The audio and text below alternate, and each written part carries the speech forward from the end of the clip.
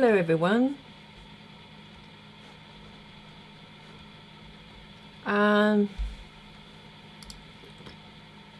This is a bit of a spontaneous streaming here. So this is actually past midnight in the UK, and I'm just really fancy a little bit of stitching before bedtime. So this is what I'm doing, and if you fancy some stitching as well, then please join me.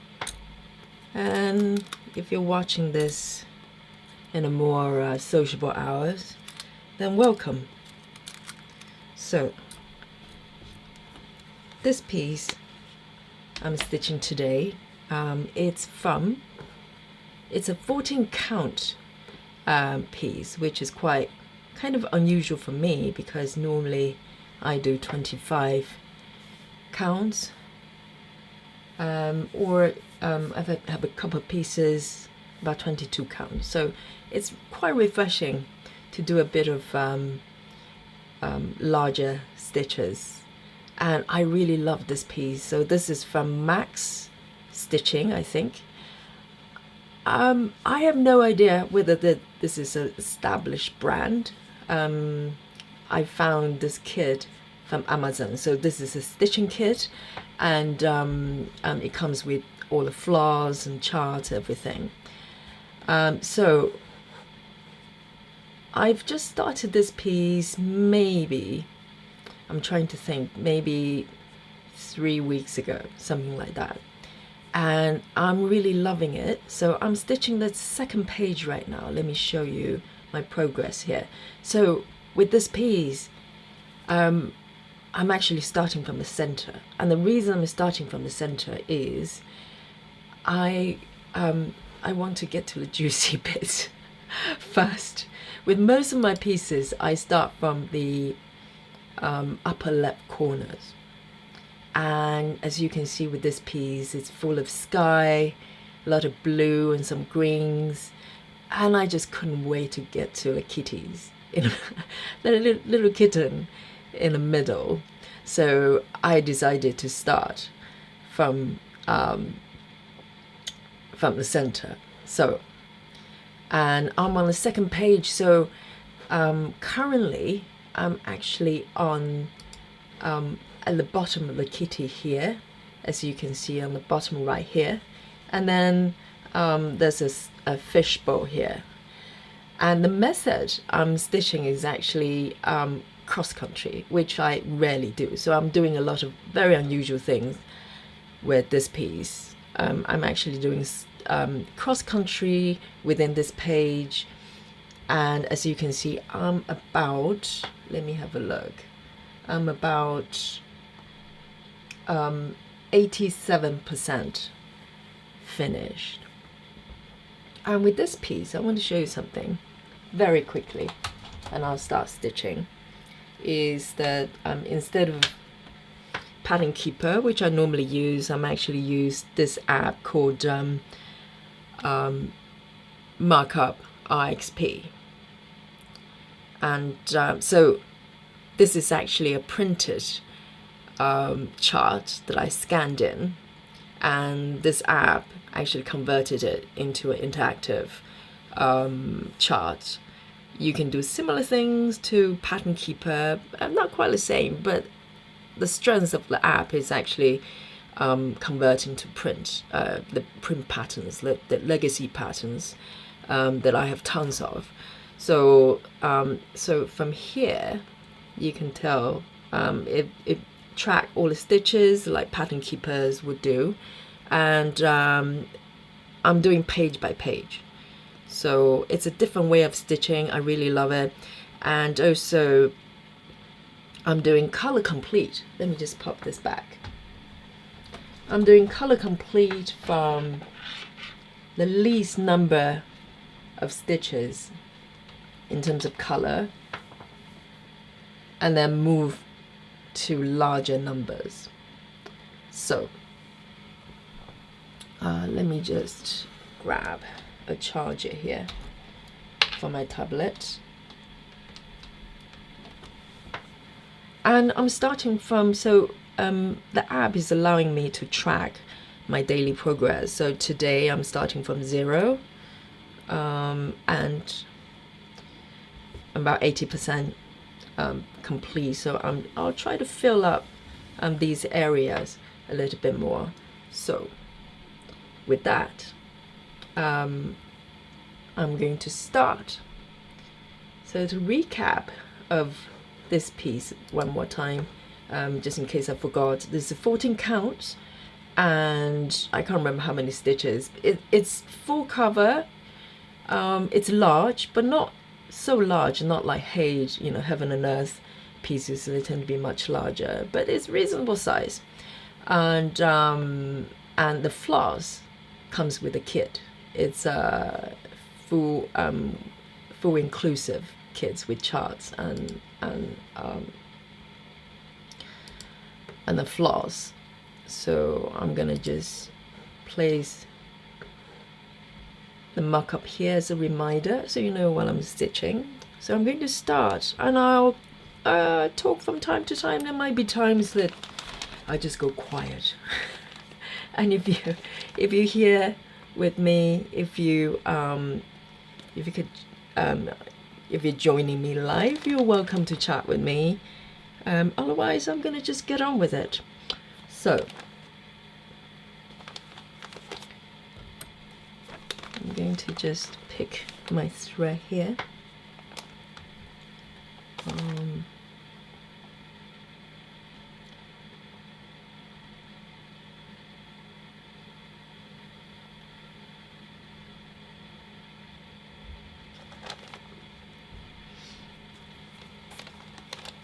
I'm going to just zoom in a little bit so you can see better.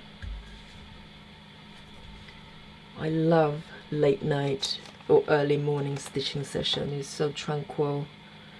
161.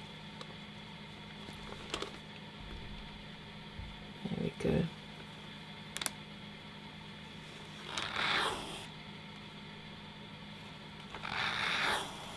So the floss that comes with the kit, I quite like it, but the texture is a little bit different from DMC.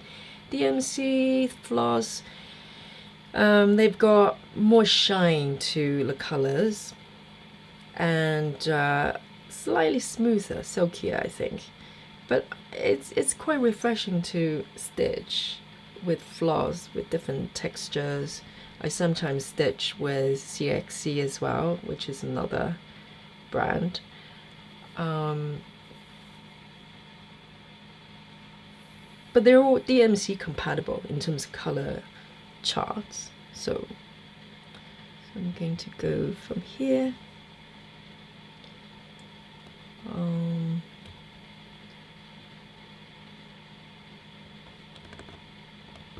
That's this one over here and down.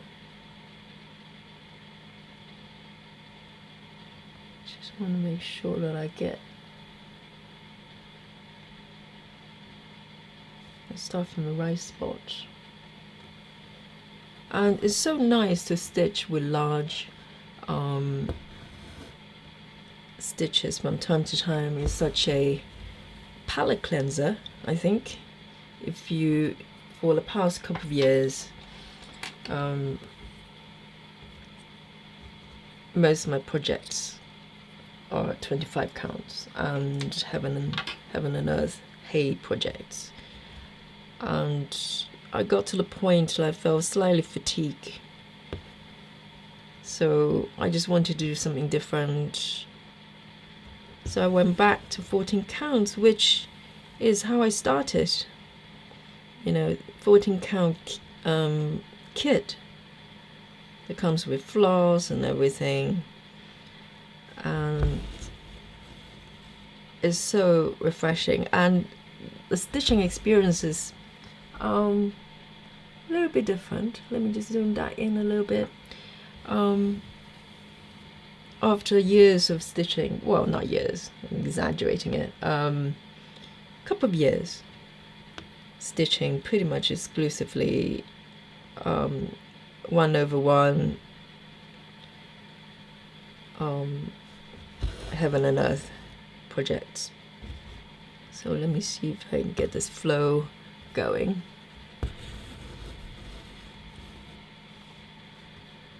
So, and I think particularly with 14 counts, you can really hear the fabric sound a lot better.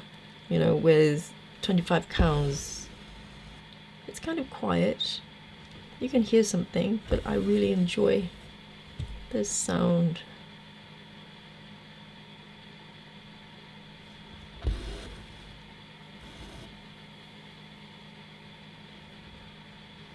Let me see. 2 stitches here.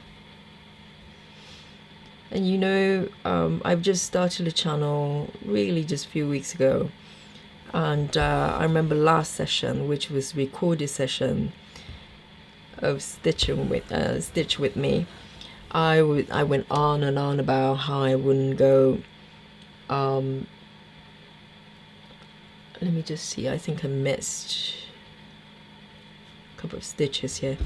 I went on and on about how I wouldn't do cross country because of the bulk it builds up with the floss, because you have to carry threads a bit further, and how I,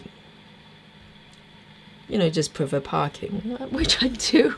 But lo and behold, as soon as I stopped, as I finished the recording, I was thinking, I really fancy a little bit of cross stitching. It's not cross stitching, cross country, which is no parking. You really just take your thread wherever it goes with the same color, and then move on to the next color or something like that. There are different ways of doing it. So I decided to do this project, at least at this point, cross country within a page. So I don't go crazy to go, you know, some people do like entire project. That's a bit too over the top for me. So I'm just doing within one page, and to be honest, it's not bad at all, because I thought the stitches are going to get so tight, and it would be, you know, quite difficult for you to put the needle through, which I don't enjoy. That was partially why I love parking, because, you know, you have some control over where the thread goes. But for 14 counts, I think the size of the stitches, the size of the stitches really matter, because 14, and also the fabric perhaps, it's it feels quite good. Let me just move it up a little bit so it's not at the bottom of the screen. So I'm new on this streaming thing, so I'm learning as I go. So in terms of setting up the angle of the camera, etc., I'm sure it will improve with time.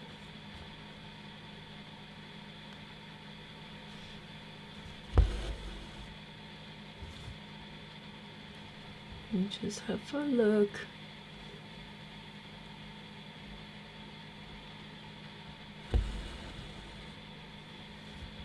And you're welcome to chime in and stitch with me if you know, grab a project.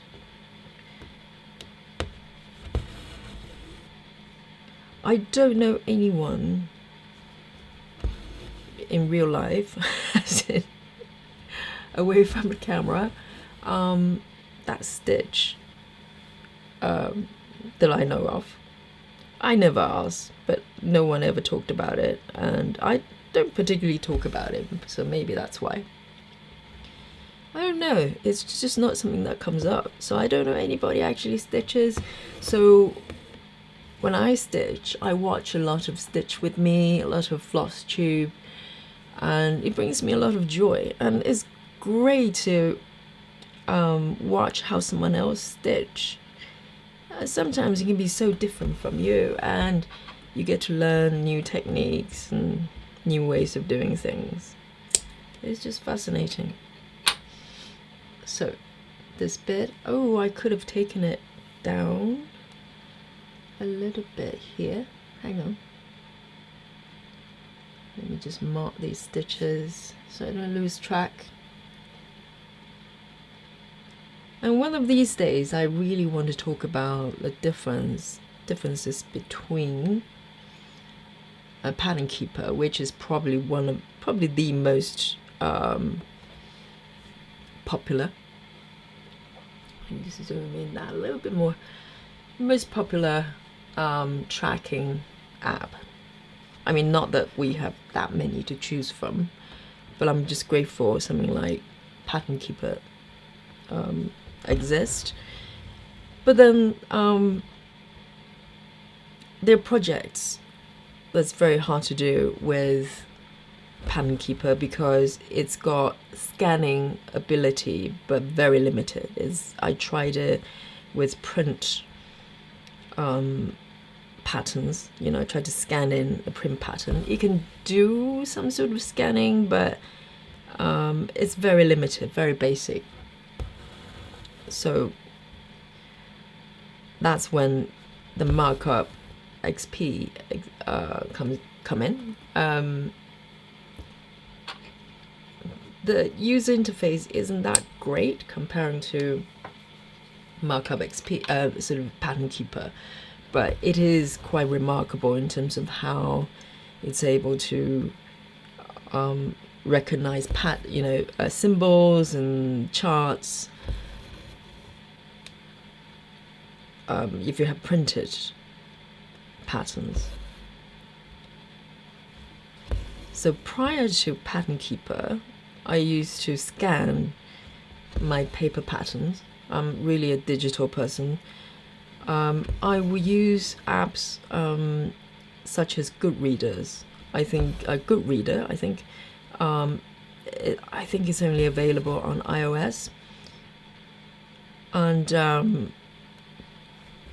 I'll just use highlighter, the digital highlighter, to mark each stitch and do it that way.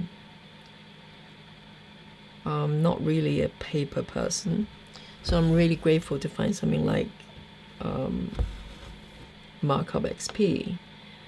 The interface needs some improvement still, but you know, I can work with it. And I would like to maybe do a session just talking about these two apps, because not many people know and also have tried Markup XP, Markup RXP, I think. It's kind of an odd name. I can never remember or get it correct. There's one stitch here.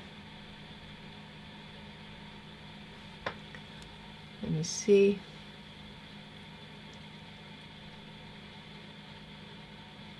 I think I missed one stitch here. Hang on.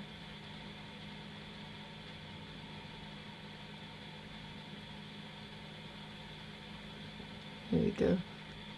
There's one more here.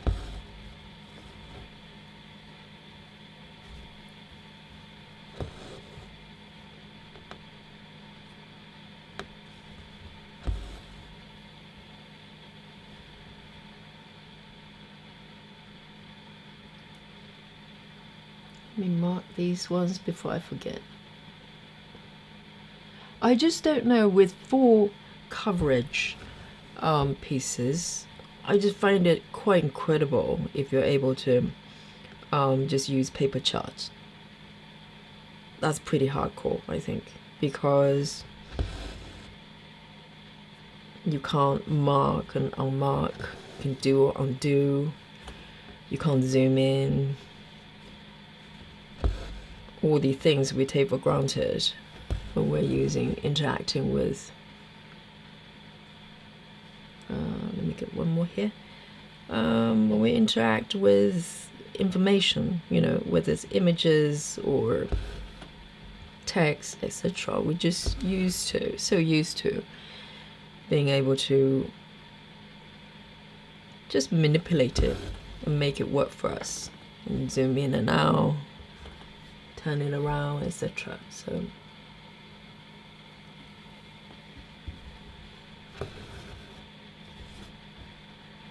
let's have a look.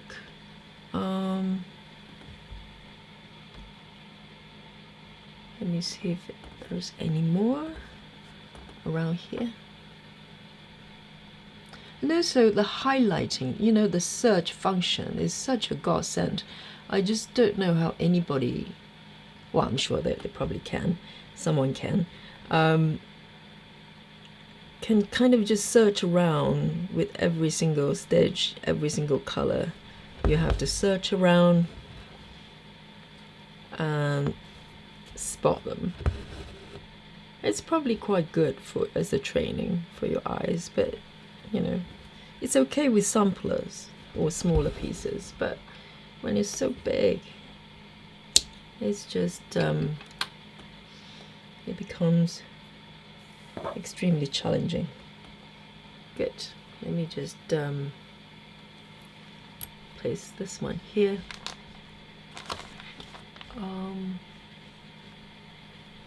Let me zoom it out a little bit.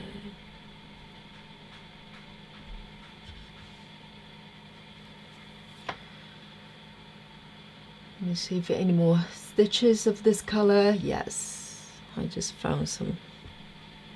See, that's the beauty of the apps. It highlights it immediately, instantly. You can't miss it.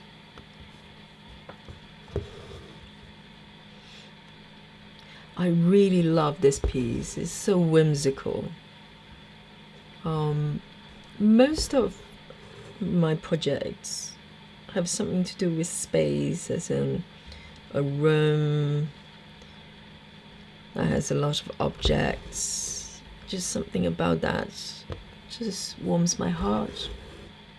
It just makes me want to stitch, because each piece that you're stitching, you get transported into that world, that space, and those colors. You know, that keeps you going, because otherwise full coverage pieces are so can be quite daunting. Let me just have it here.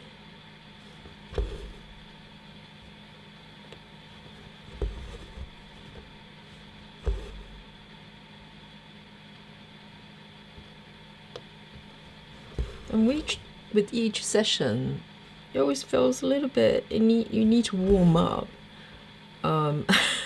It's just like yoga, just like exercise. You need to warm up with the first few stitches, and as you do it, you start to kind of have a flow to it. So the few stitches will be a bit slower, maybe a little bit awkward, and I make mistakes most of the time in the first few stitches, but then, you know, you kind of warmed up, and then it gets a bit more fluid. And I love this way of stitching, you know, cross country within the page, because now you can kind of see the shape forming. But for weeks, days and weeks, I didn't know what I was stitching, and I tried not to look at the markup. I want the surprises. So, and gradually start to form a picture, and it's so much fun. So, let me see. Let me mark these ones. Okay. And now I'm gonna end this.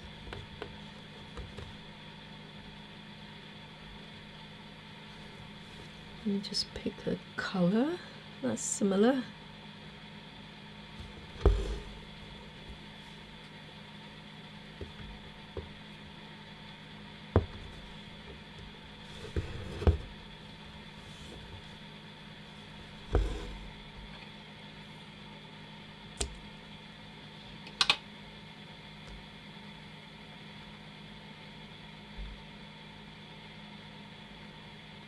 And I've got a nice cup of tea with me.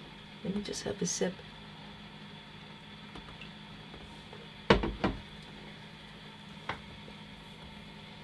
Peppermint tea.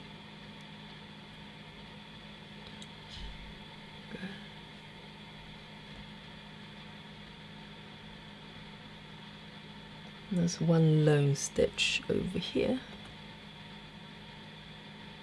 Have a look.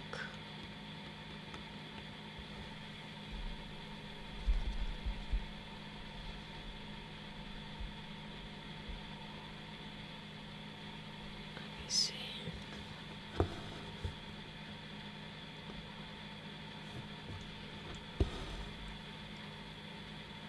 When I first discovered people doing 25 count stitches, or 28, some people, as hardcore people, and I was so stunned. I didn't know people. Well, I had a couple pieces. There's kind of a semi full coverage prior to that. And they weren't very big, so it was kind of okay. But when I discovered people actually stitch, I'm trying to find a place I can end my thread here. When I discovered people doing tiny stitches with one strand of floss, I was floored. I was so stunned. I thought, well, you can't see those stitches. How do you manage to see the stitches? And so I kind of dismissed, well, I didn't dismiss it. I just felt that there's no chance that I'll be able to do it. And then it started to haunt me, the idea of it. And to the point that I had to try it. And it took some getting used to, because the fabric, the grid, individual stitches are so small. In the beginning, I really had trouble looking at stitches. And then I realized a lot of that is kind of you training your eyes to look at things that way. Let me just place this back. 1, 6. I've got some left, so I'm going to just tuck it in. And my next victim is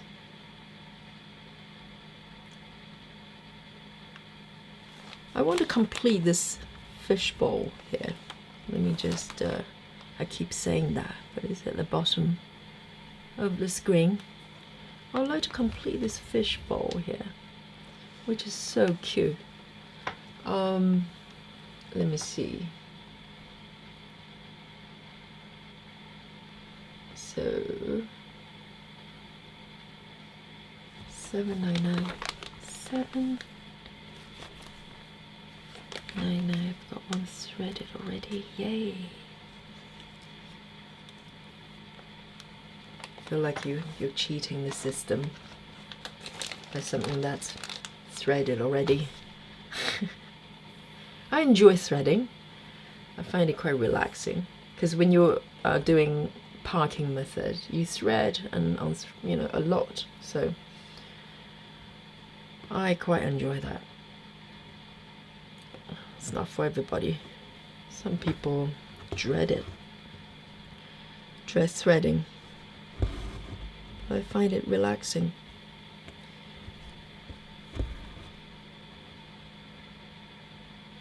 Here we go.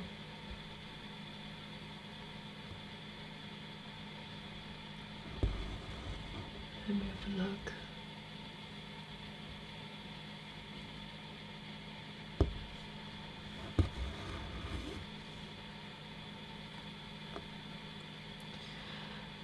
And I love the color scheme of this piece. It's so vibrant and colorful.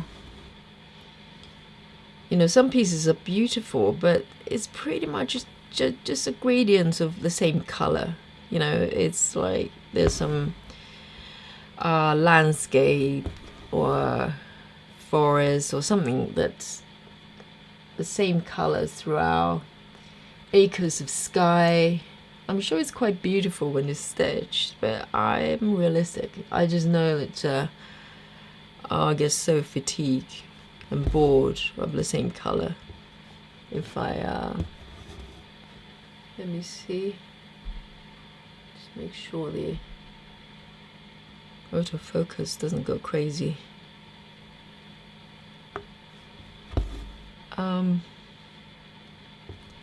So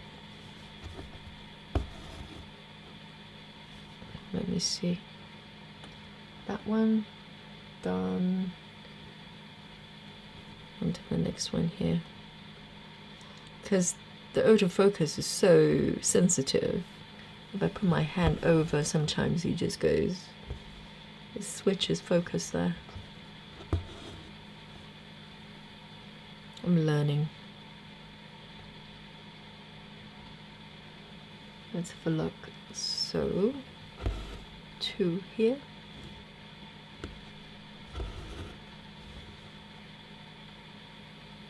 I love the sound of the stitches, the fabric, you know, thread going through fabric. Why is this so therapeutic? I don't know. I know for a fact there are videos out there, the people listening to fabric sounds, they probably don't stitch themselves. They just like the sound of it. How interesting. Why is this so therapeutic and so soothing? I wonder. I find it soothing. You know, it's like listen to the sound of the rain falling. I mean, if you ask most people, well, they probably don't like rainy days. They dread rainy days, but the sound of the rain is actually quite therapeutic, which is very interesting.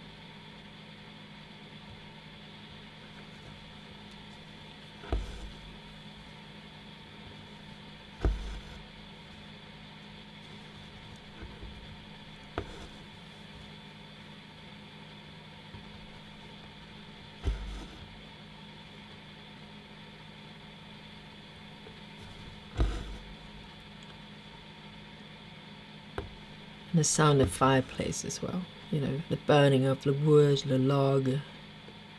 I think it just reminds us about something really tranquil, really basic, the simplicity of life. And I think the fabric sound might be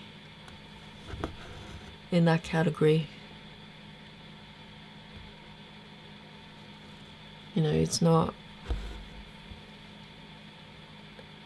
mechanic, there's no machine involved. It's really just a needle going through something that's quite organic. I think fabric is a pretty organic thing, and our senses find comfort in that, I think.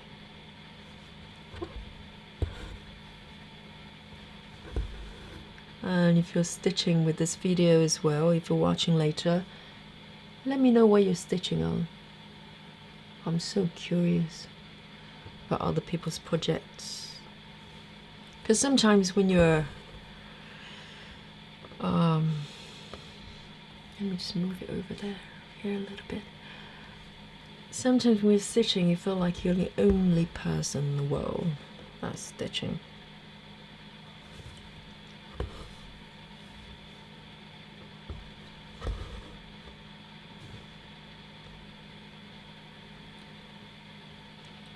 Two, three, four.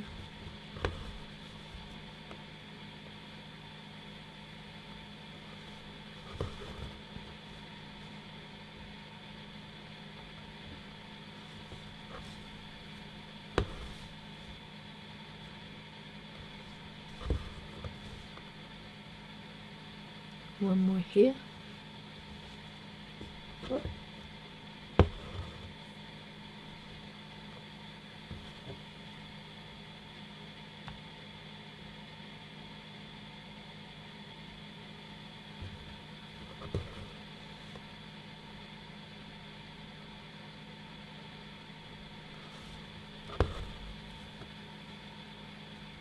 And I actually, yes, I was talking about the full coverage, my discovery of full coverage for like heaven and earth projects.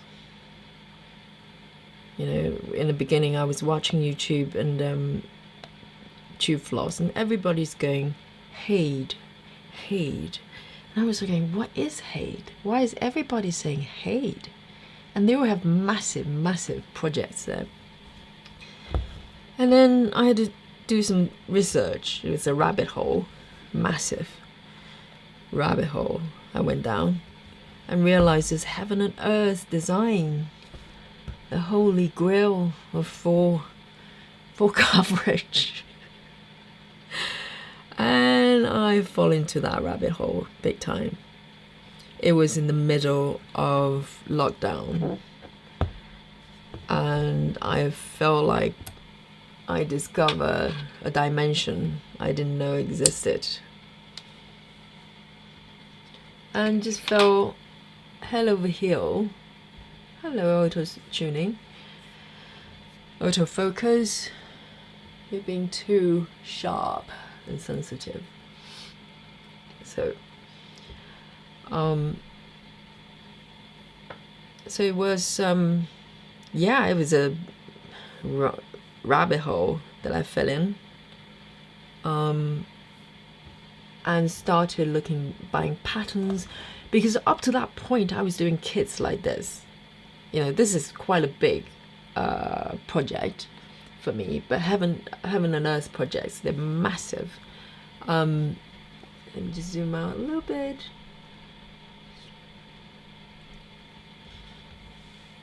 See, and I never bought floss individually before. I have some DMC, just happened to be there. I did other type of embroidery. I had a small stash, but I never kind of buy them. I always thought if you do cross stitching, you just buy a kit and then you do that. Little did I know there was a world out there. Let me just pull another thread here. $7.99. I did get the color right. $7.99. I've got 27 stitches of this color on this page.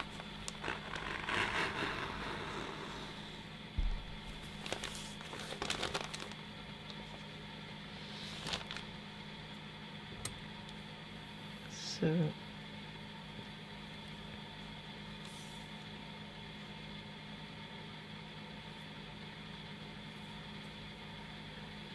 and I started to look into the patterns. They all look so complex and have so many threads and colors involved, but my mind was made up. I had to do it. I had to do it. And it was in the middle of pandemic, a lockdown. I was looking for some sort of escape from the daily news. I stopped watching news altogether, which was a great thing. Very wise choice, I think. Very wise decision. So I just stopped watching news about the lockdown and just started to do things that actually made me happy.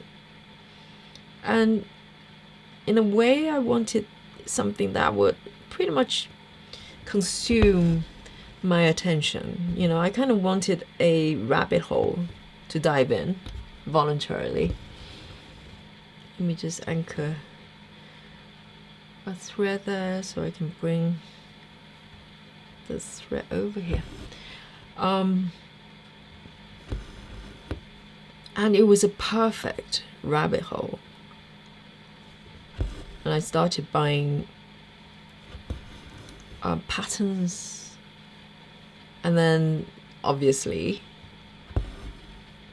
I needed floss as well. And I became so ambitious. I decided if I'm gonna do it, I'm gonna do it big. I didn't go crazy enough to go for max, like super size, but I went for max color. So the first piece I got involved, I think, 260 something colors. I'll show you another day. It was mad. I was thinking, what am I doing? What if I what if I started here? Because I realized I needed to buy an entire set of DMC floss. And since when one needs an entire set of DMC floss, really? Because you could buy individually. I thought about that, but then the tedious process of picking out the colors, just, you know, buying those colors from the vendor probably turned out not much cheaper, to be honest. So I decided to take the plunge. And, well, actually, in the beginning, I thought, well, I don't know if I like, you know, projects like this. I had no idea. So but I needed like a whole set of colors, so I don't have to constantly have to buy floss. And that's why I decided to buy DMC floss to start with. And depends on where you're watching this from. If you don't know not DMC, the CXC floss, I don't know where they're made in. Possibly China. I'm not too sure. I have to check. But they are DMC compatible, meaning that the color chart is the same. They're interchangeable. And but so much cheaper, because in Europe, in the UK, DMC is expensive. You know, my jaw frequently drops when I watch American floss tube, when they have like stash, like bags and crates of DMC floss. I watch with envy, because in the UK, and I believe in Europe in general, it's many times more expensive. So I think a scan of DMC floss typically is close to £2. So £2, I don't know, about dollars, probably about, I don't know, double that. I don't know about the exchange rate today, but, you know, so imagine if you have to, let me just mark these before I lose track. 7 over there. Okay, I know where I am now. To buy the whole set, I think if you just buy the floss without the new colors, meaning it's from 150 onwards, number 50, I mean, it's about £400, the whole set. And if you add in the new colors, man, we're talking about, you know, 450 onwards.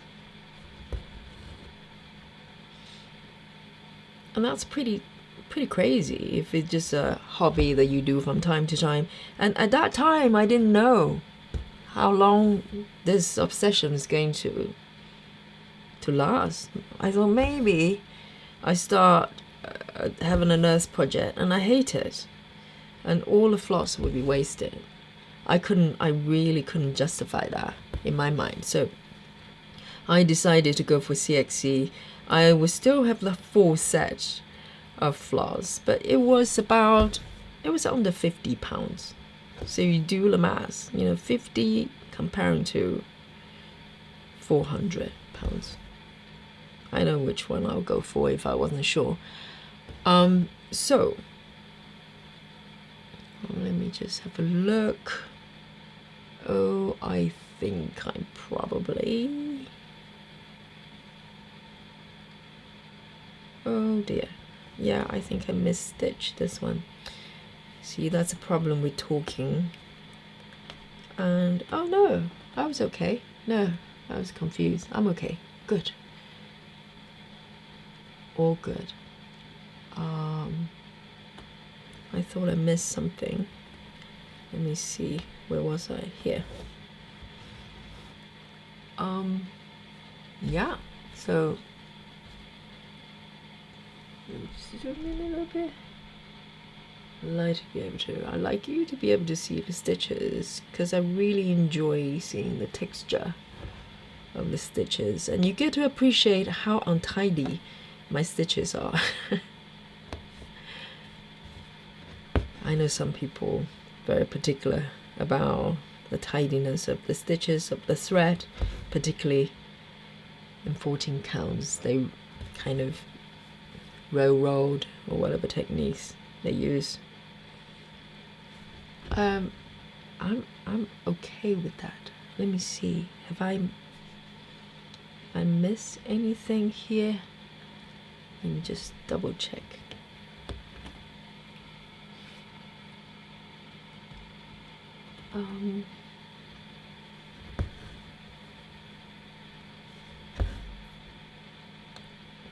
Very nice.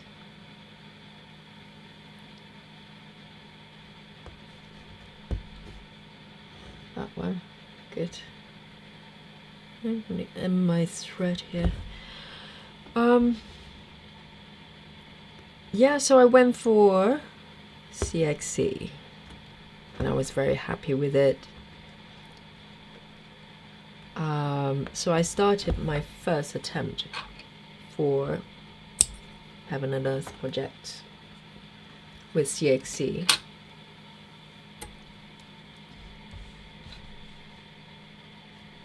Lovely. Oh, the fishbowl, so cute.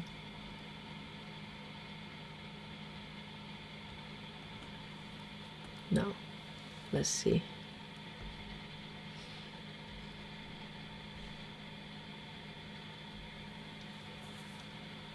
And let me see which one I should go for next. I think number 4 might be nice. Let me fill in this bit. Let me have a look. Yes, I know which one I'm going for. Good.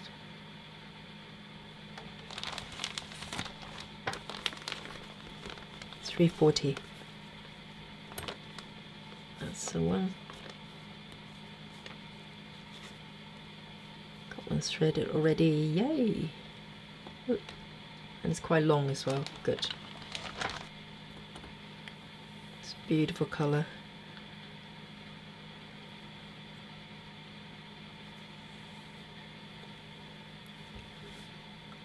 So,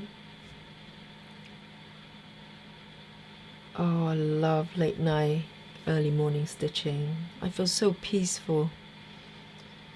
So peaceful.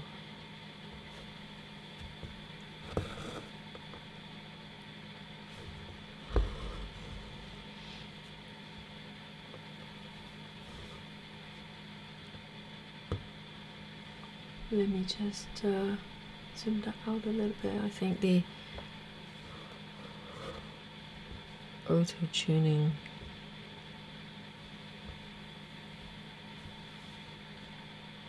autofocus is working too well, because some cameras the autofocus is terrible. This one's too sensitive, a little bit too good.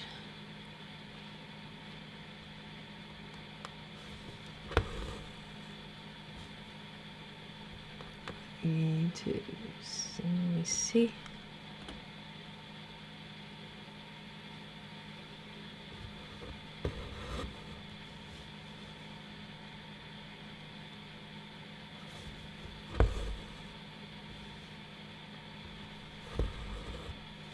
that one.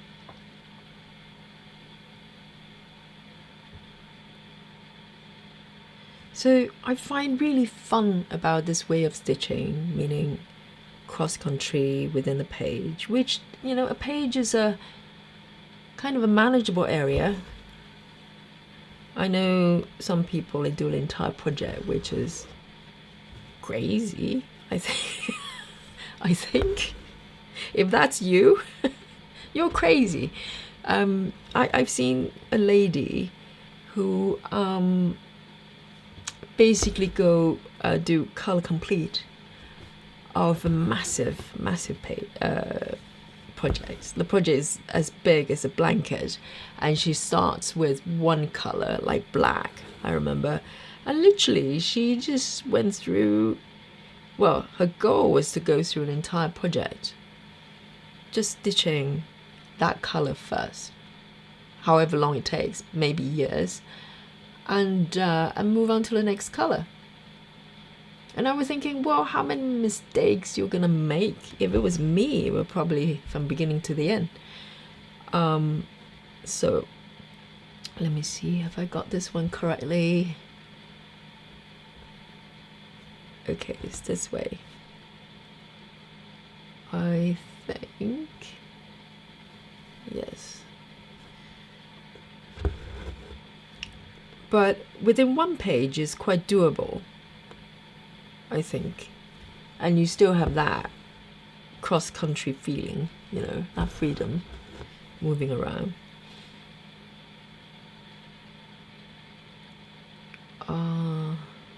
That one over there.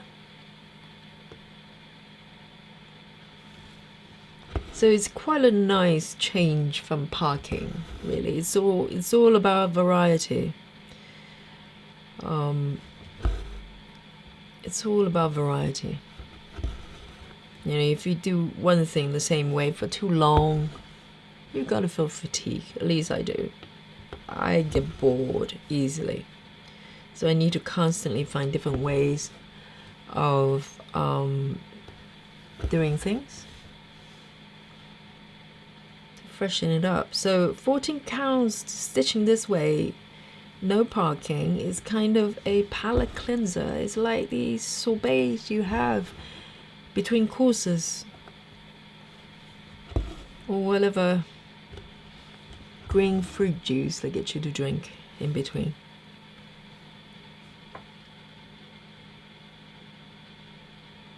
And let me see, let me move down here. And then you miss 25 counts, or shall I say I miss 25 counts. If I do 14 counts for a couple of days, I'll pick up my Heaven and Earth projects and start with 25 counts again. And it feels fresh. It feels fresh when I do it this way. And also, you probably realize that I cycle through a lot of different projects. You know, I'm not one of those people who can just stick with one and till the end of the earth. No, far from it. And sometimes I cycle through multiple projects a day.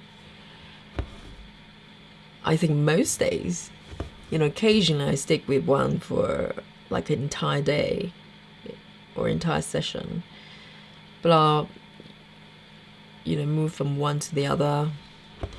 So you get to enjoy different fabric, different color scheme, different fabric counts.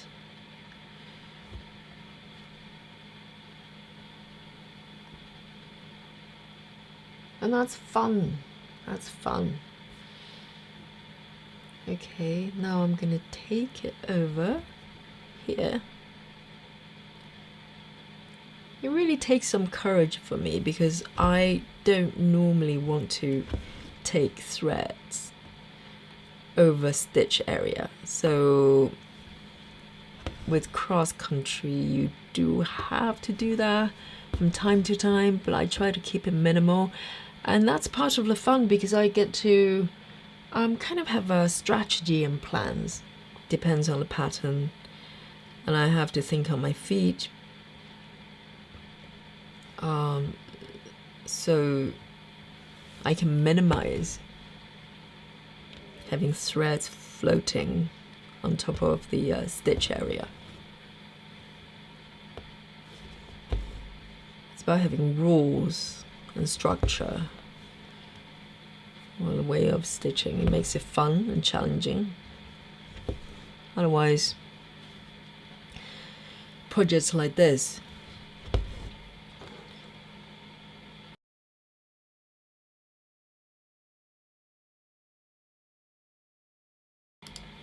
oh, excuse me, I just coughed. Tickly throat.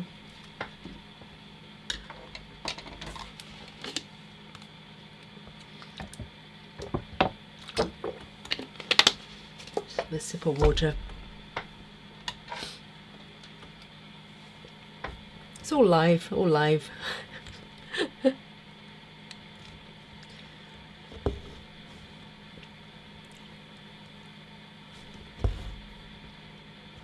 So, these two over here.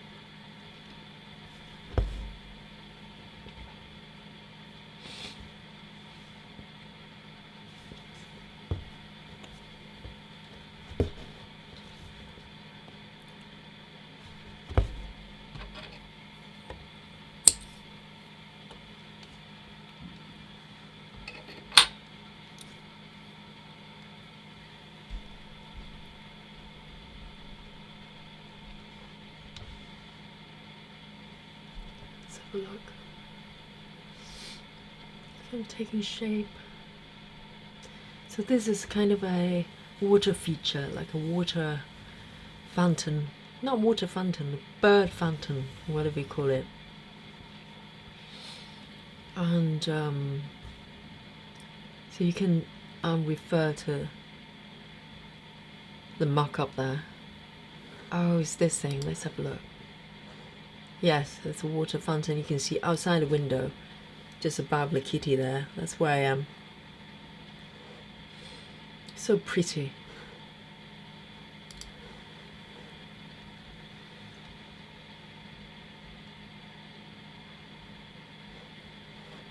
Next color.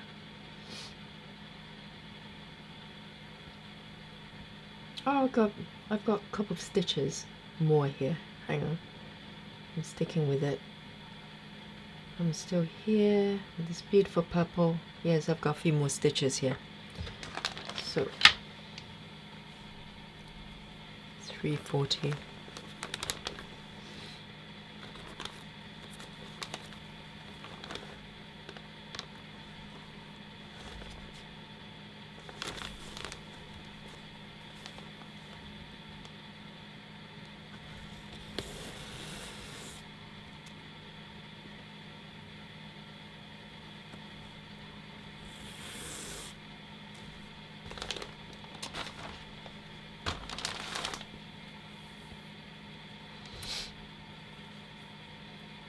So I'm taking 2 strands rather than having 1 strand and folding in half, because I want to have a longer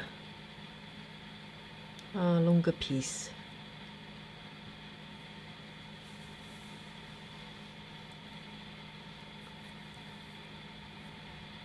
So with this I can't use the loop start, which I love. Everybody loves loop start. But I don't have to change thread that as frequently. I've got a few more stitches here. Let's have a look.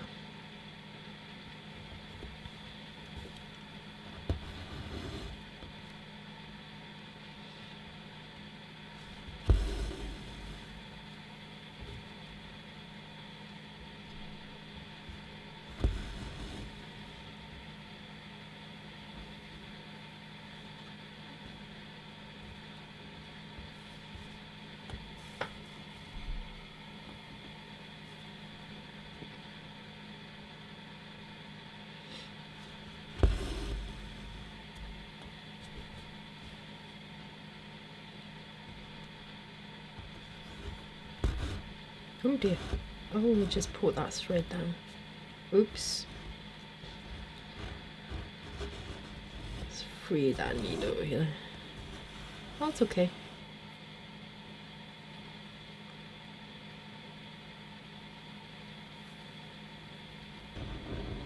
Let's have a look.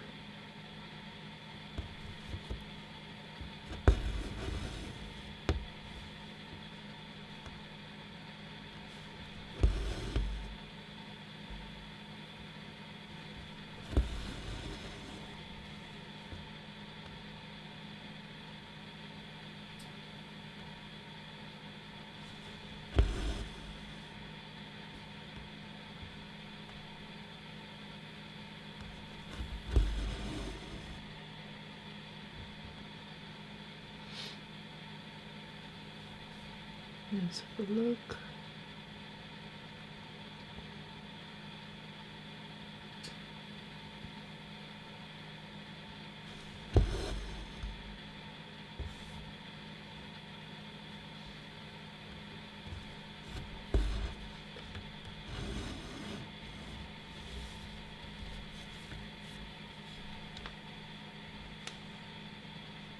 Move it up a little bit.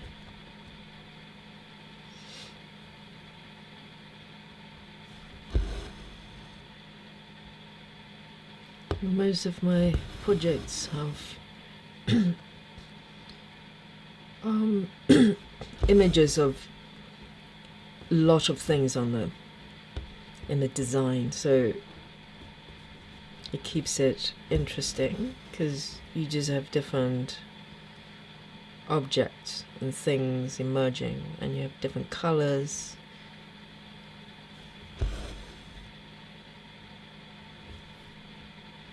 So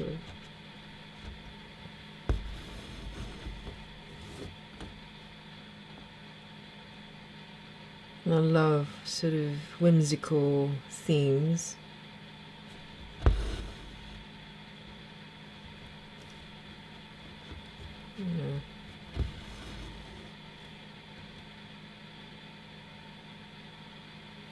And I don't know whether you've heard of Gecko Rouge. I think it's a British company. They do kits, cross-stitching kits, but kind of luxurious version of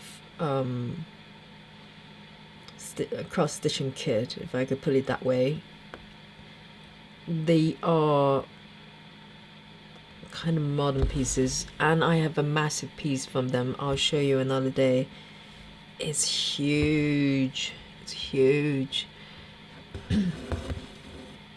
But their pieces, the images, their designs are very interesting.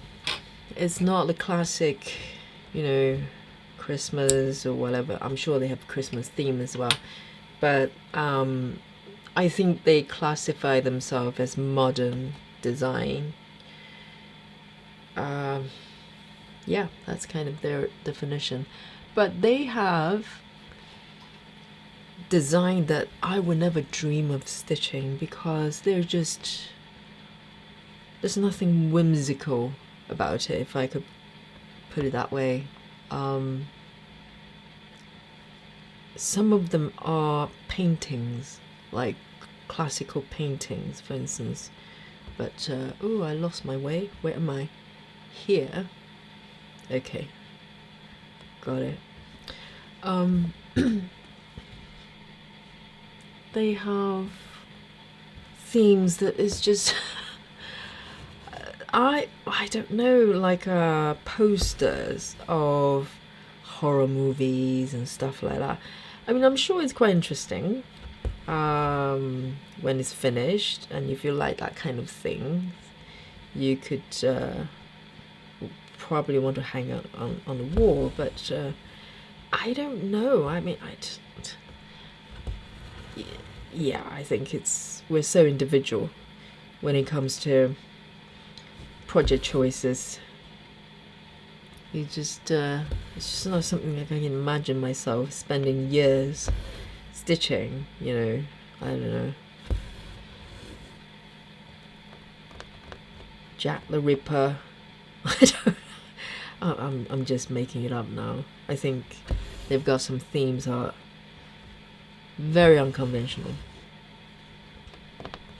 Some people probably love it.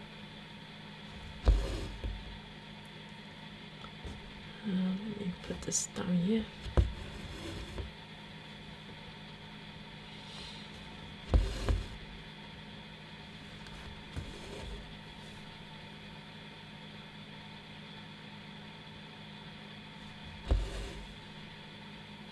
Yeah, the focus, autofocus is a little bit better and less sensitive when I zoom out a little bit. When I zoom it really close, it just goes crazy. So let's see.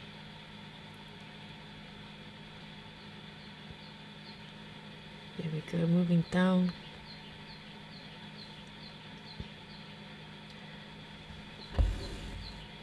And this way of stitching, you also see where the color goes, where it flows, and you have to have a kind of a strategy in terms of how you want to, or where you want to take your thread to different directions, and it makes it fun. It's almost like a puzzle you have to solve constantly. You have to make judgment calls, and it's never boring. Let me take it back here. A lot of times when you're just focusing on the color, the stitches, how many stitches and where they are distributed, and lo and behold, you see the image, the design forming. You know, because when you're focusing on stitches, you're very zoomed in with your vision, your view, and when you stop for a moment, you suddenly realize that it's a image happening there. It's quite rewarding.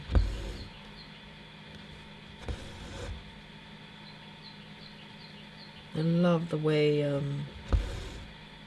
this fabric and the floss stitches, it's just so, I don't know, really tangible, because with 25 counts sometimes it feels like the stitches are very small with one strand. There is a little bit less of that kind of a tactile, I can't imagine, I can't describe it. This is a lot more meaty, if I could put it that way. 25 counts I enjoy too, absolutely, but it's a very different stitching experience. The needles are a lot easier to get through the fabric, so it's kind of, it's very different. If you've done both, you know exactly what I'm talking about.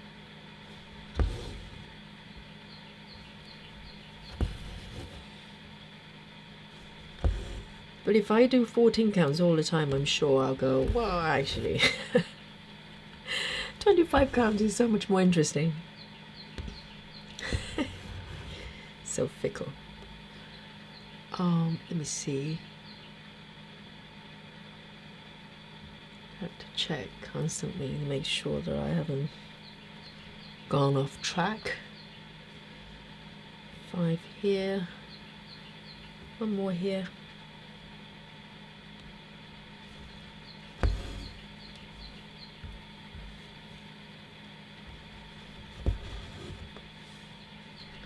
Let me just move it forward a little bit.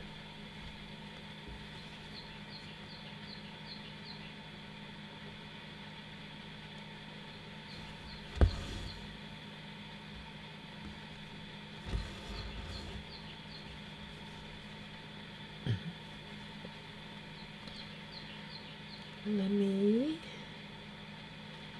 put this through over here and there.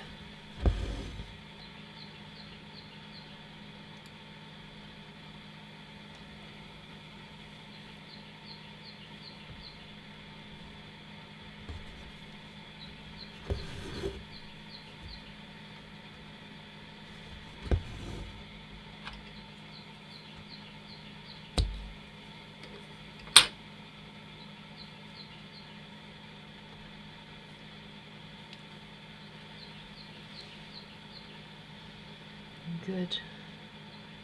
So excuse me. And oh yes, one thing I forgot to mention. 340, hang on. One thing about this piece I haven't mentioned is the fact that it's got what is it called? Stitches, back stitches around the image as well. Let me just pull that up.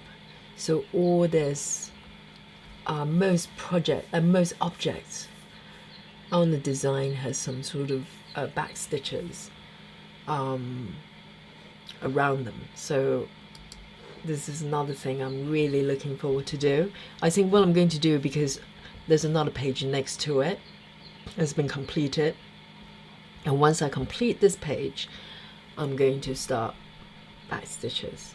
There's no way I'm gonna wait till the end of the project. It will take 10 years.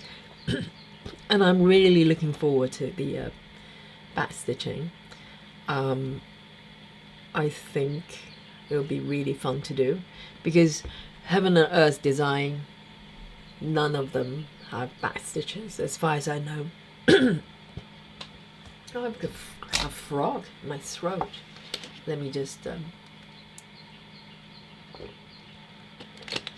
have a sip of the water. And the more you think, don't cough, you cough more. So I'm going to stop thinking that. So I'm going to start back stitching. Oh, I can't wait. It'd be so pretty to have back stitches around the kitty as well. Right, next. I'm going to go for darker colors. Let's have a look.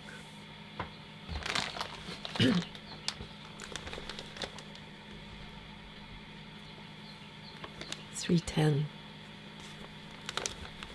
It's black pretty much.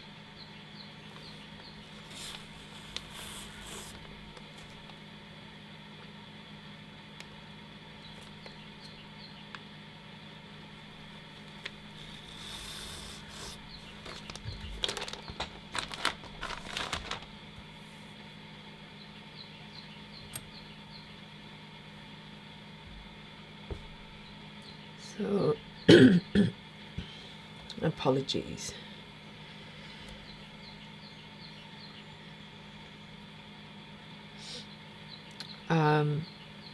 So with this, quickly checking 87 stitches. I don't know how long I've been stitching. Maybe around just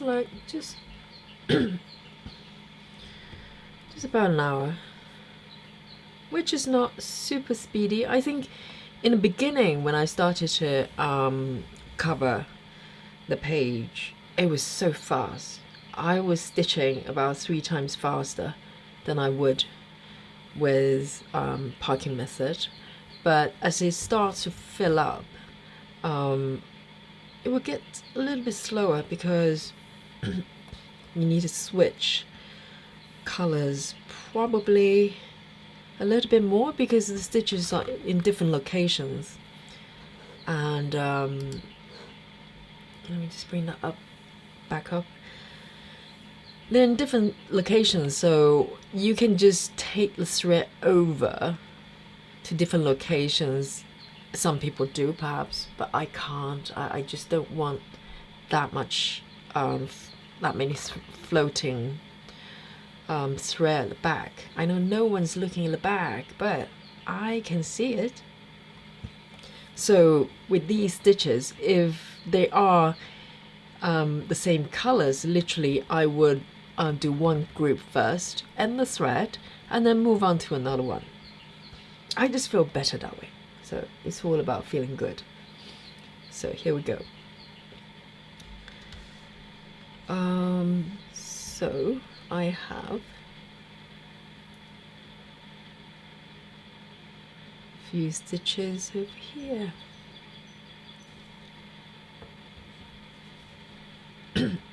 So what I learned about stitching is it's so individual.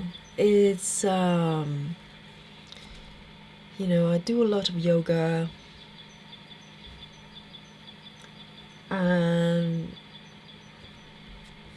I think it's okay to tell you that I teach yoga. So, and what I learn about teaching people with different body types, different fitness levels, different ages, is that everyone is so individual. Even people in the same age group have completely different body and flexibility. So it's a bit like stitching. It's so individual. The way you stitch and your approach probably is a reflection of your personality.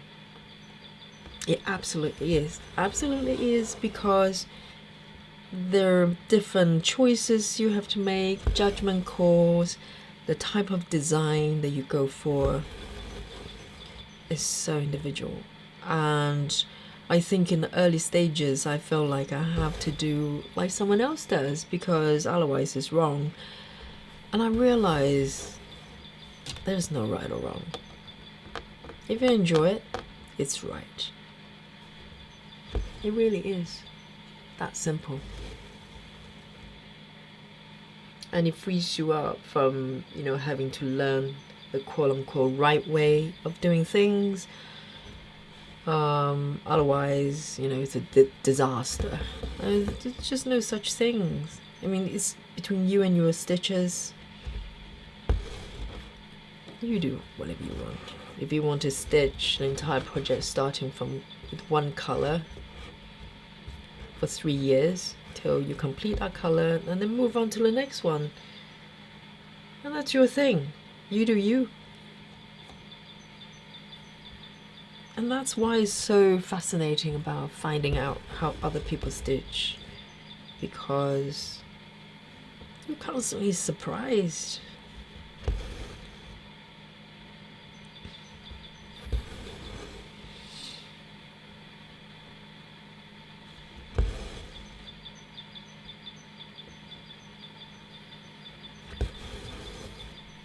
So just make sure I haven't lost track with my stitches.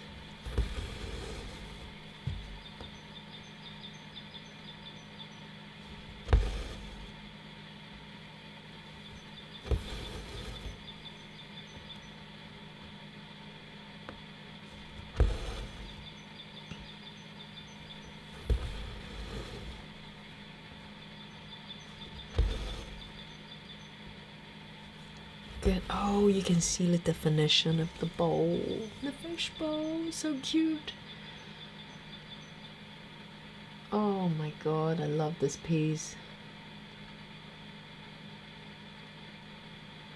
Right. And I'm going to end my thread here.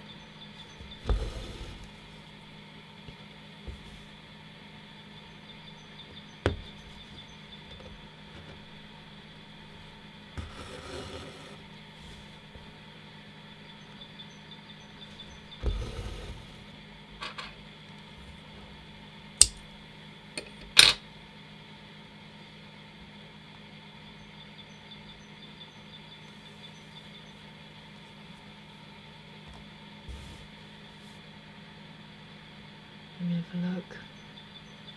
And then moving on to over here.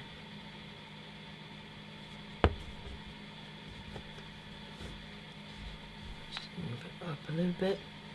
Maybe zoom in just a tiny bit.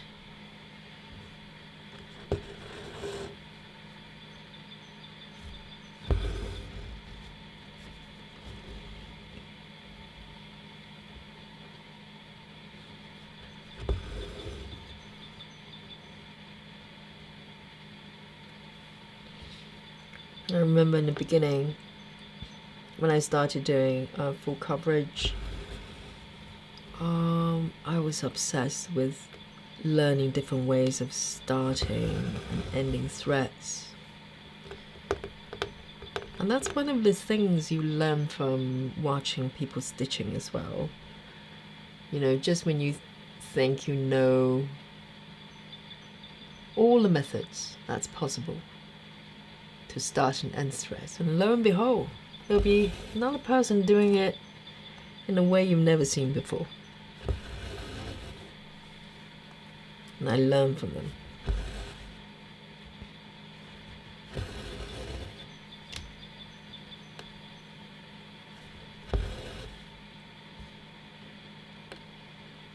You know, when the stitching is flowing, you just don't want to stop. I know it's probably sensible to go to bed. I don't want to. I really don't want to. I want to keep stitching. Feels so good.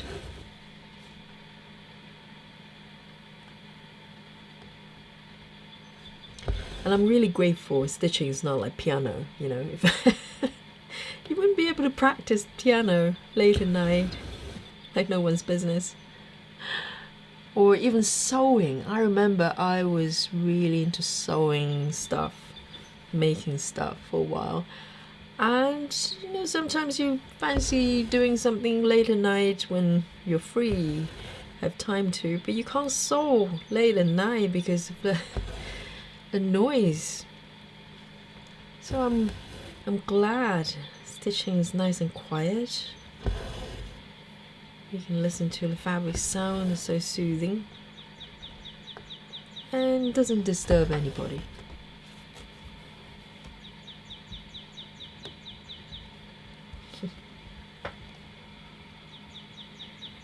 Here we go.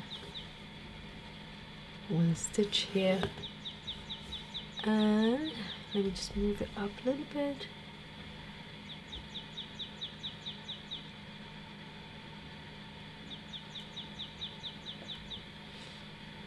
Let me have a look.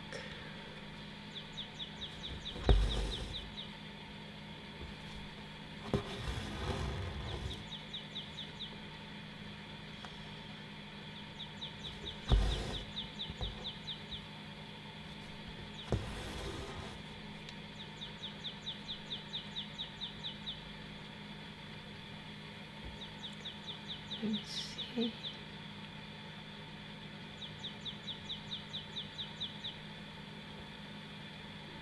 Just fixing my chart here. Make sure everything is being marked. Okay. Where am I here?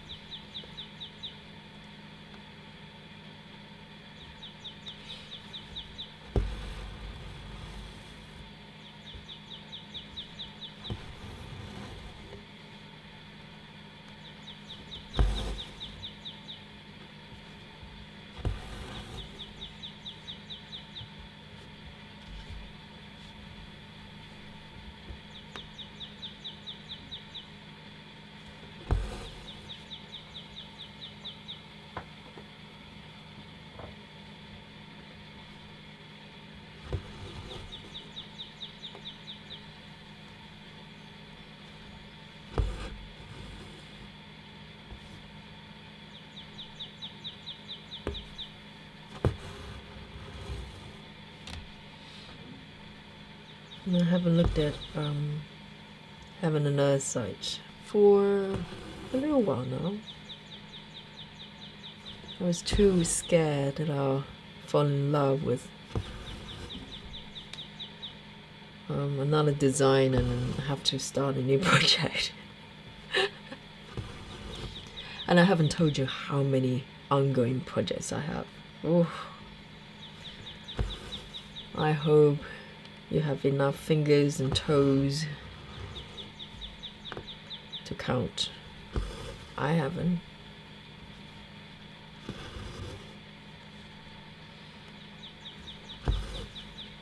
So I try to refrain myself from looking at the site. Only from time to time, have a little peek and run. So I don't end up starting new projects. Not that that works at all.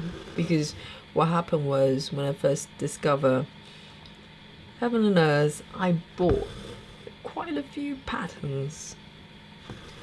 And I've only managed to start a few of them. And there's still quite a few patterns that I could potentially start.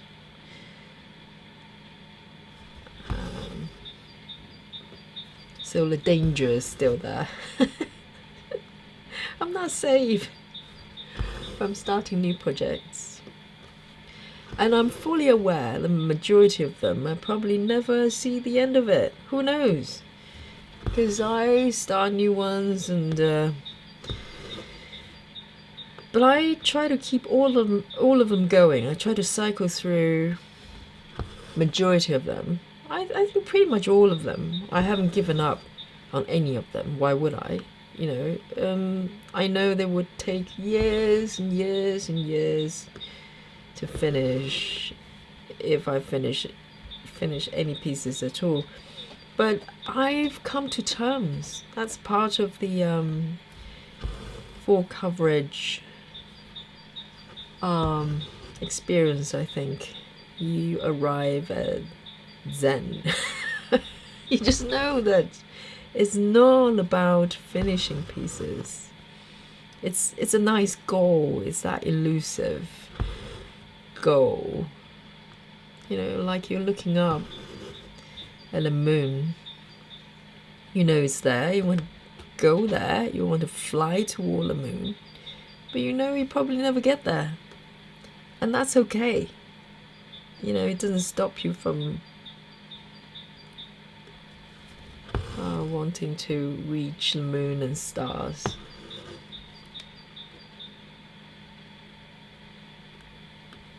But it's okay if you never get there. It's that process, it's the every stitch that you make is the experience of stitching that counts for me. So, and also, the, you know, you have milestones, mini milestones. For instance, in this case, it's a single page. When I finish the page, I can see the image that emerges from underneath. It's rewarding. In a way, it's a form of finishing for me. A milestone. And then the milestone could be, I don't know, 2 blocks or even 1 block. You know, some people stitch block by block. I like to do that with different parking methods as well. So each block is a completion. And that's nice. That's rewarding.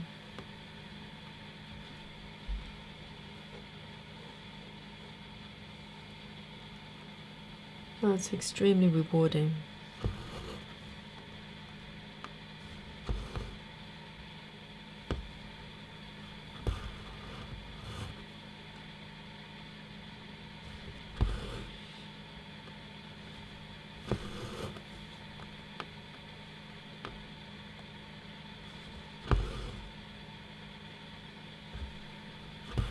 Let's have a look.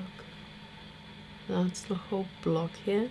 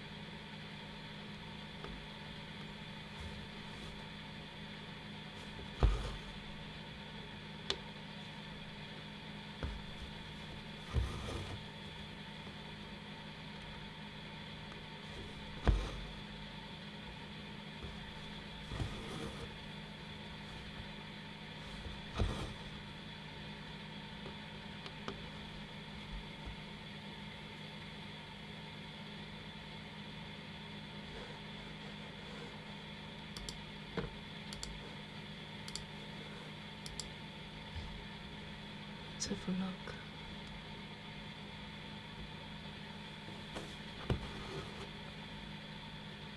I'm really happy that this bit is being filled up. Let's see. Okay, so that's done. One more stitch here.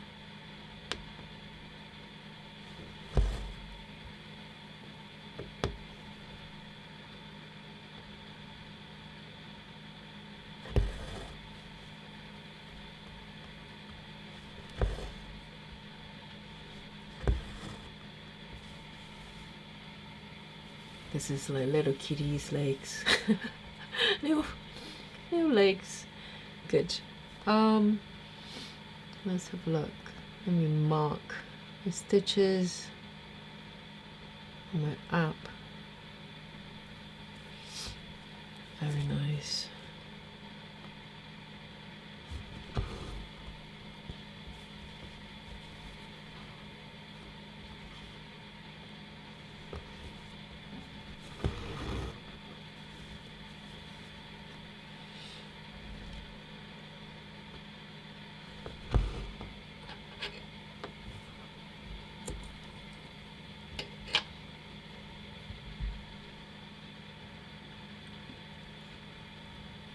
Let's see.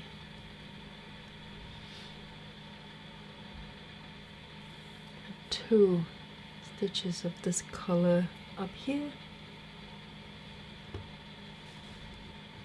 Let me just do those as well.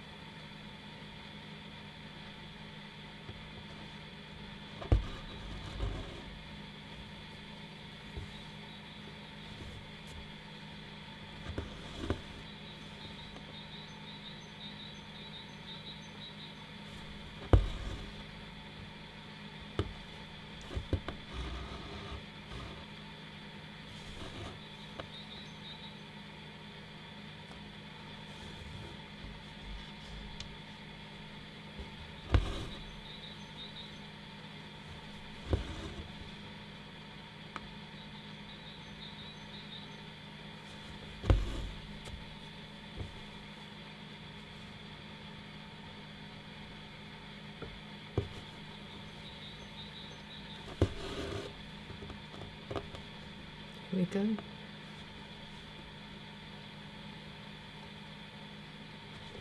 I love stitching with darker colors on a piece because it creates a lot of definition. I mean, it depends on the design, but you can see that you can see the definition of the fishbowl a little bit more. Good.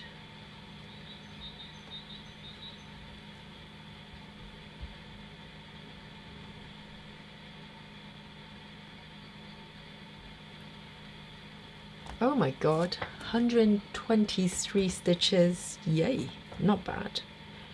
Let me just do a few more stitches before I retire to my bed. Yeah, I don't really want to stop, if I'm honest.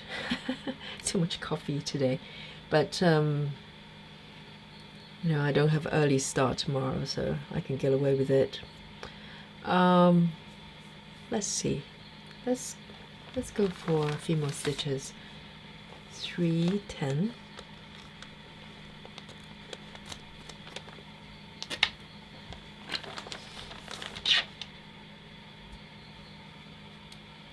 Let's have a look.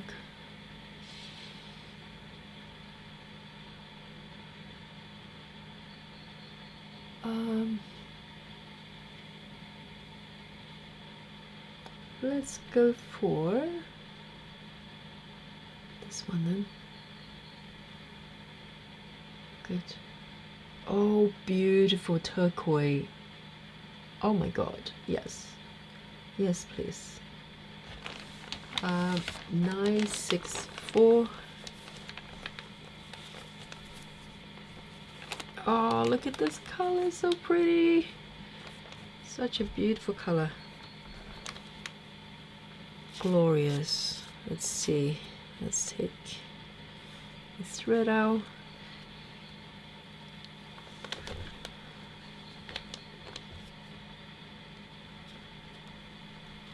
This is probably one of my favorite colors, turquoise. I just get excited when I look at this beautiful blue. Greenish, slightly greenish blue. So pretty. Let's have a look. Let's get it organized.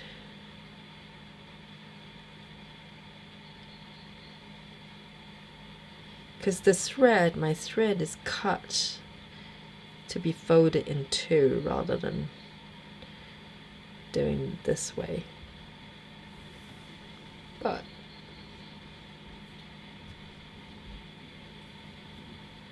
it works better, longer. So here we go. Oh, beautiful blue. Let's start from here. I'll go from left to right then.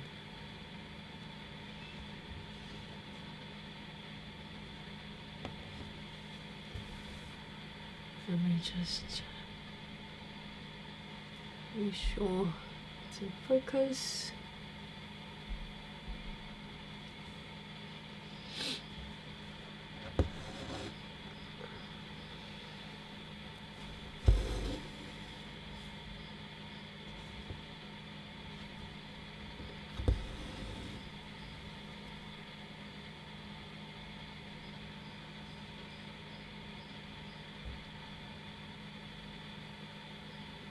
Yeah, this is why I like pieces got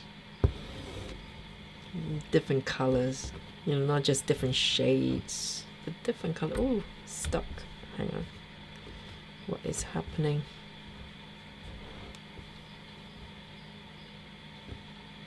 Here we go. Let's start again.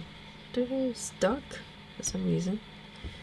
So the thread from this kit, I find I like the way it stitches, but sometimes it gets snagged, maybe more than DMC definitely, and maybe more than CXC as well. I don't know why that is. It's just the texture of the floss. It's a bit it's not as silky. It's not as a criticism because it's got different kind of color tones. It makes everything a little bit more pastel. It's got that general tone to it. DMC's quite glossy. Quite glossy. Sometimes it feels a bit too much shine for me. Depends on the pieces. But DMC is very smooth to stitch.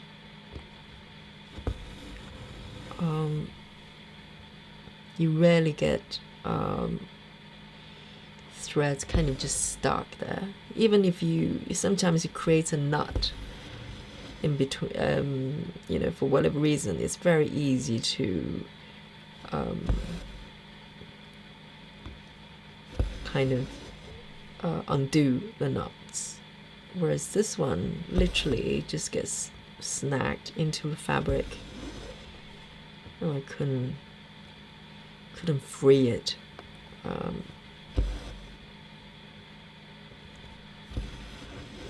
But it also provides a different stitching experience, so I'm happy with that. Let me see. Okay, so these ones are here. Let me just take the thread over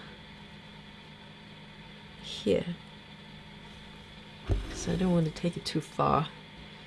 I'm not that brave. I want to find the stitches to be kind of close by, otherwise I'll end the thread. But this is kind of doable.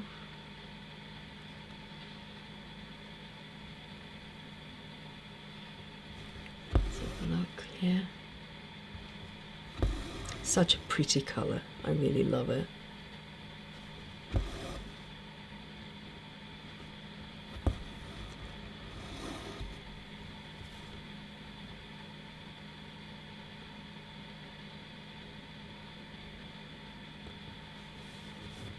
Okay. More stitches before you forget.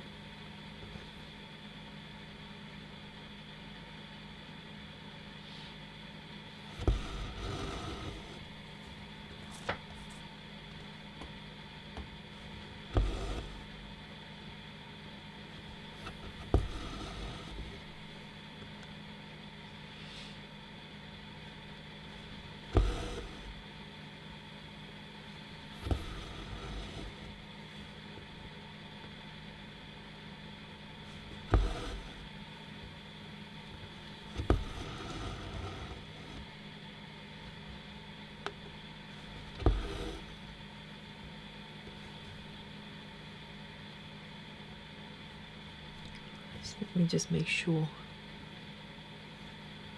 There.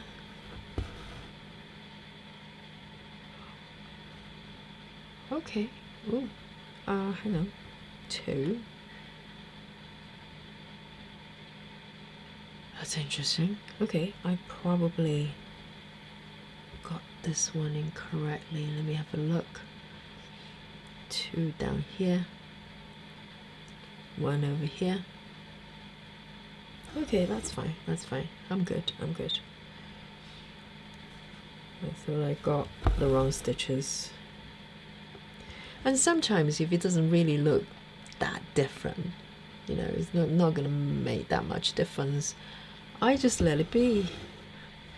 Unless it's just totally different color, it's gonna affect how it looks, then I'll fix it. But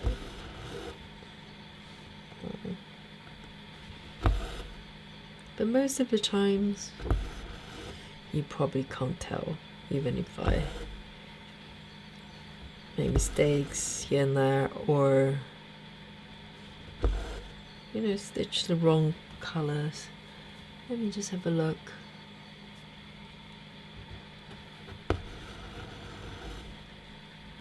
Let me just double check here. Okay.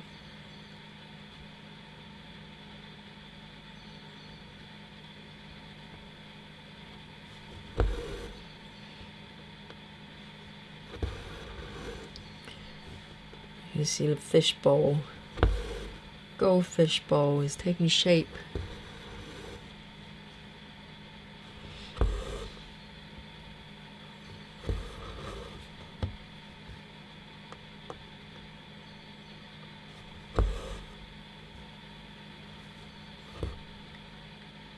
Okay, this one I need to take a deep breath because I'm going to take it slightly further. So what I normally do, if I have to take it over 3 stitches, you know, stitch area, I have a cheat. So technically I should jump over to this one. Let me zoom in a little bit.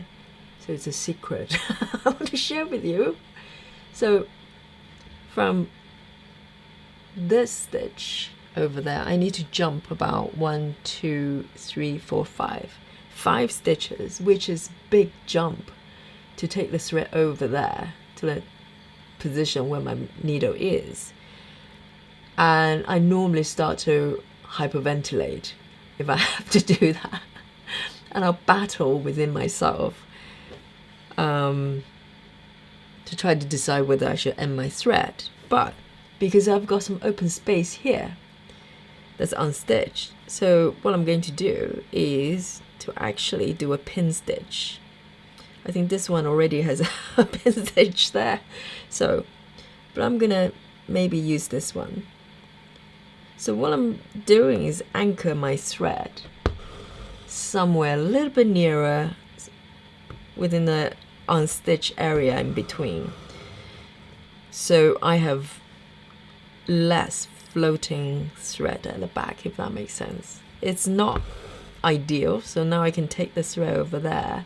I'm feeling less panicky because I anchor one stitch over there, if that makes sense. And I do that from time to time. You generally don't have to do that if you're doing parking top down or diagonal, but with this kind of stitching, or if you kind of try to color complete a certain area, this is necessary sometimes, at least for me, so I don't start to have sort of panic attack thinking the floating thread underneath just laughing at me. So I'm okay with this one. And it's a dangerous world. Stitching is a dangerous sport, I tell you. And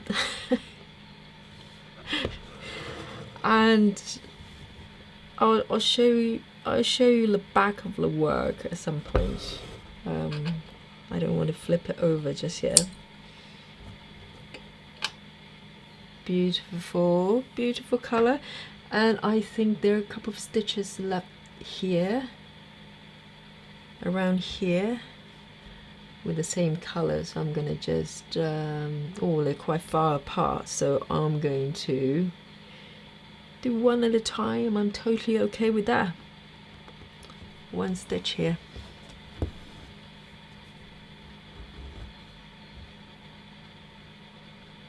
I mean, starting and ending thread is not that bad actually. It's like threading needles.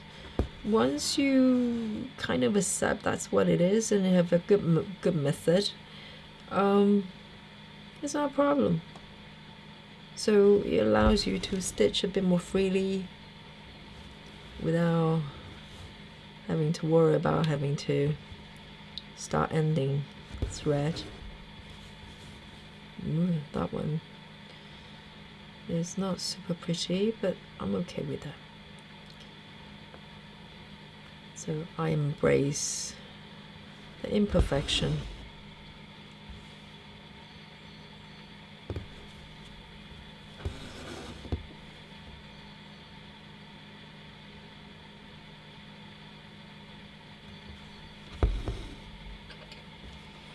So it's my way.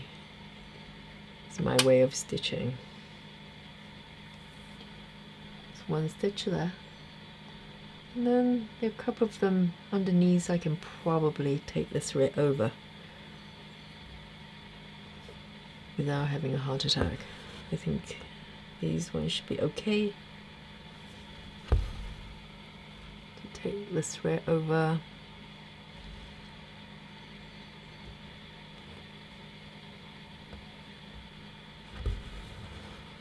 I'm so enjoying this session. It just feels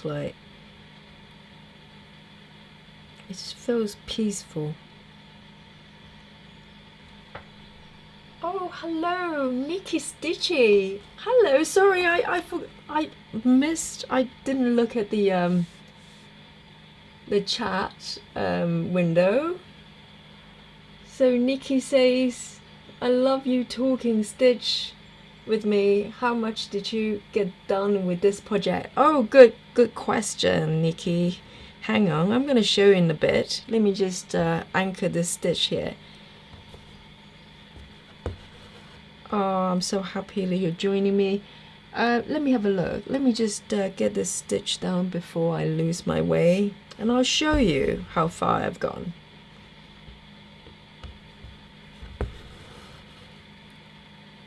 So Nikki, if you don't mind telling me what time zone you're in now, because I'm in the UK, this is early morning, and here's one crazy stitcher stitching away here. Hang on, let me just do this one over here.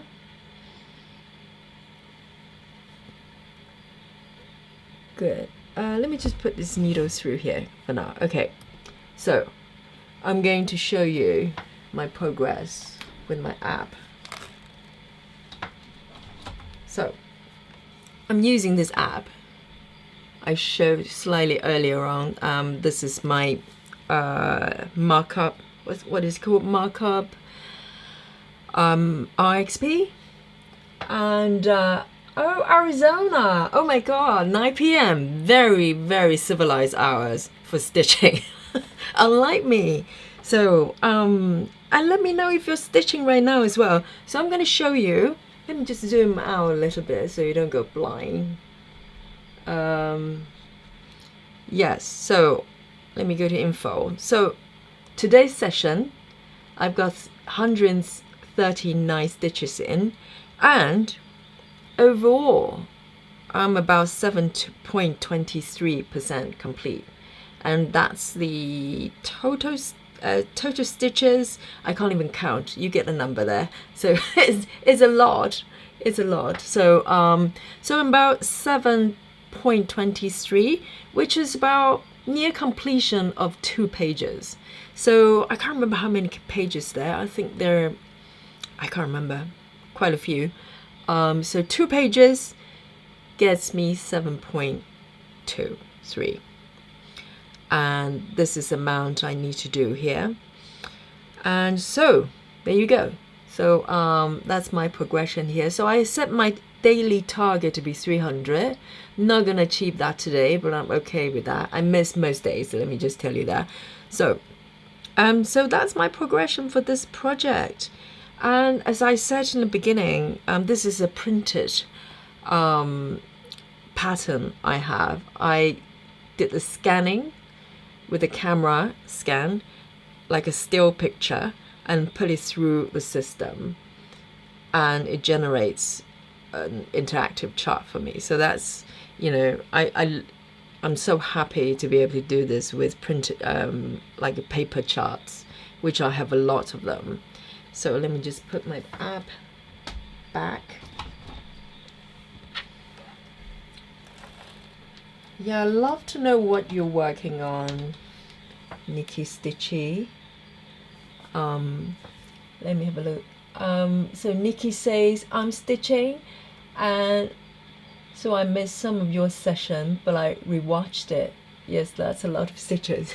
Yes, I know. It's like every single project just gets crazy with each project. And hopefully in the next couple of sessions, I'll get to show you literally my biggest project. I'm talking bigger than most. No spoiler, but I'll show you my biggest project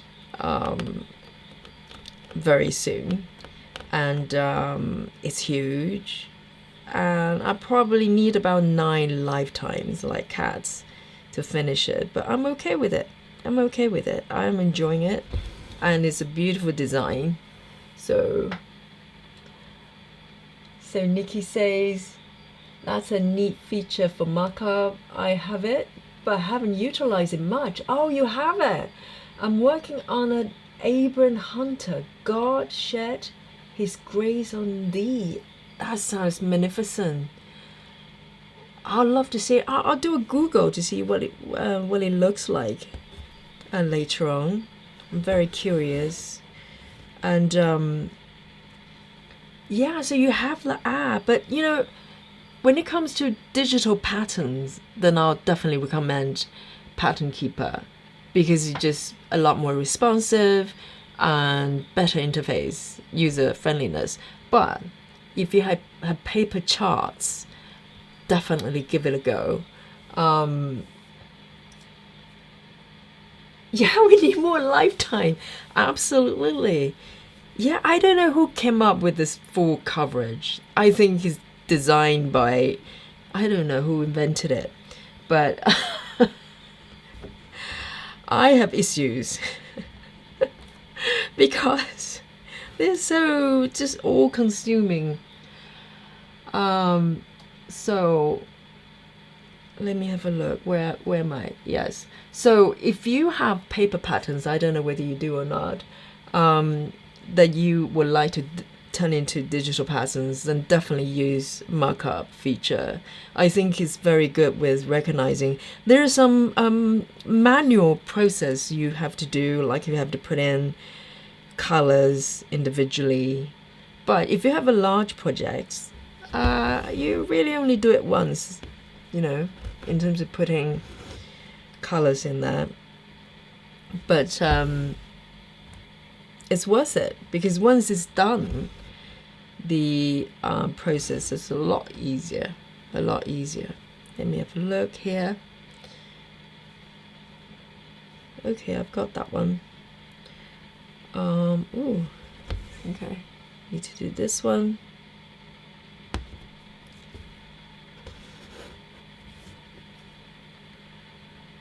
Yes, I've got these ones done, and I haven't figured out how to feed in my tablet onto the screen, because I love to be able to show you how I mark the stitches as well. Once I've figured out how to do it, as I'm a bit of a newbie with streaming process, once I've done that, once I've figured it out, I'll love to do live sessions with Pattern Keeper and also markup apps, XP, at the same time, so you're able to see how it's all marked up. And I think it's useful, particularly if I'm doing parking, because a lot of people confuse about how to park, where to park. It's not so much an issue when you do cross country, but it's still interesting to see, because I'm saying that because I love watching people marking up their projects. So I'm gonna finish these ones. I'll probably finish the session. I don't know how long I've been stitching, probably nearly 2 hours. It doesn't seem like it. It's gone so fast. That's why we need more time, really, just like Nikki says. We need more lifetimes. I can do with 3 more, please. And where can I get it? Can I order it from Amazon? So I'm gonna do these last few stitches here. And I wish it was 9 p.m. over here, but unfortunately this is early morning in the UK. And but stitching at night is so peaceful when everything's done. And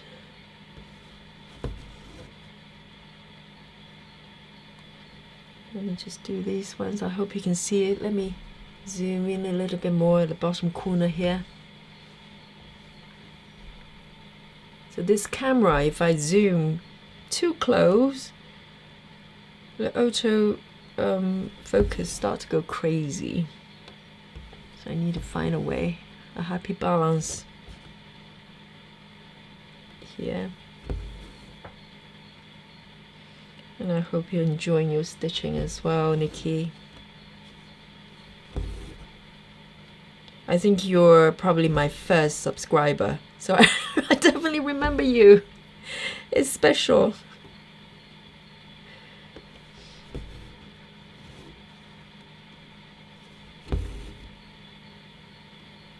Last few here.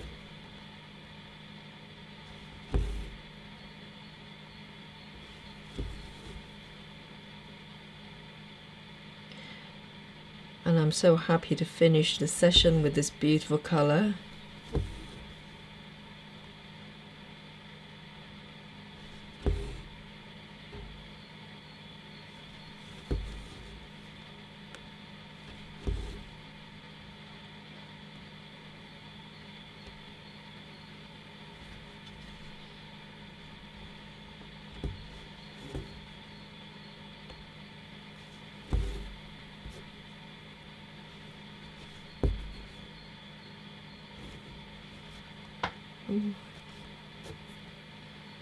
Colour fluff there. And 2 more to go. And I'll show you my total number of stitches. I mean, it's how great it is to be able to track, you know, the number of stitches. If it's so, you have the sense of completion and progression. That is so important when you're working on a big project. I know some people do it manually, they have a notebook. I'm not a paper person. I haven't got anything paper for a long time, since tablets came out. So I rely on apps a lot. Okay, last bit. I'm gonna end the thread here.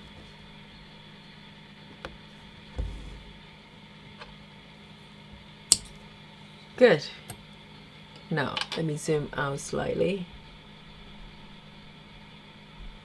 and move it down so you know what the page is like. So page 2, let me just move this away.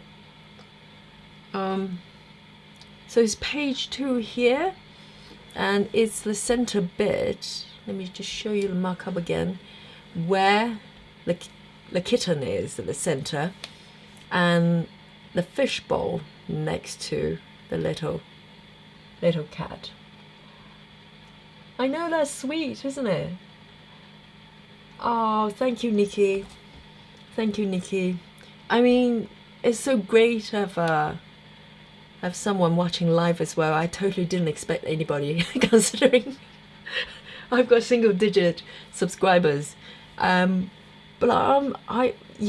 it's so great to have you with for this session live, and yeah, definitely. So I'm really looking forward to complete this page here. And I don't know whether you heard that, Nikki, before, earlier on. When I finish this piece, which is very soon, this page, I'm going to do the back stitching for the design as well. So yeah, so I'm really looking forward to that, and I hope you're able to join me as well, or watch playback. And just before I go, I'm going to show you the app again. So I'm going to show you the total stitches I've done today. So this app has got the feature that you can set the target, and it shows you the visual thing. As you can set the number of the stitches you want to complete. So today I'm at 148, roughly about 2 hours including talking, and so I'm pretty pleased with that, and it's a little bit of progression today. So thank you for joining me, Nikki especially, and whoever, if you're watching the playback, I hope you enjoy this session, and I hope to come back. I'm looking to do live stream stitching very soon, as frequently as I can, because you know, it's just a lot easier than recording, which is a lot fiddly, and this is spontaneous.